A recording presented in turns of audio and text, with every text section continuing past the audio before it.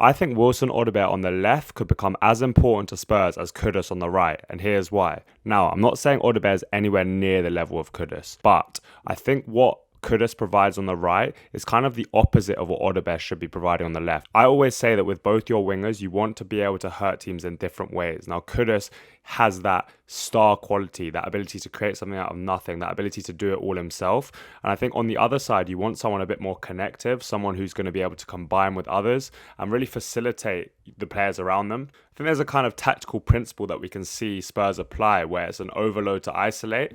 So I think we really want to heavily overload that left side and have really nice combination play with Odobert, Udogie and Xavi Simons picking up that left half space, and their ability to rotate, their ability to combine really attracts the opposition towards them and means that space is open on the other side for Mohamed Kudus. And I think we should try and really advance up that left-hand side in the same way that we've been advancing a lot on the right-hand side with Porro and Kudus, because I think that left dynamic with those three players really interchanging could really attract opposition.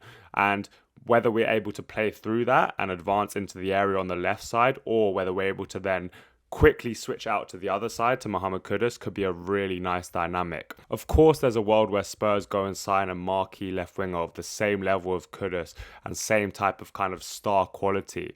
But would that be to the detriment of the team? Do you need two superstars on both sides? Or do you want someone who's more of a facilitator for other players, especially when you have someone like Xavi Simons in the 10?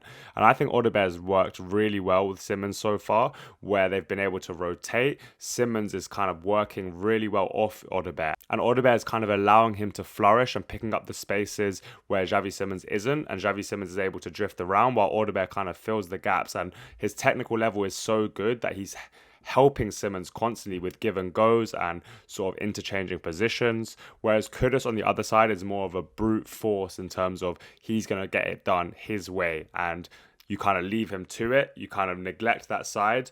You let Kudus have all the space in the world because he can do it on his own against multiple opposition players. And that's why I really like the dynamic of those two wingers, because you get something slightly different from both of them. Now, I know Odobert's output needs to improve, but if he can also add a bit of output to what he's currently bringing in terms of combination and associative play, I think we've got a really nice wide pairing there. And Odobert has plenty of room to grow at just 21.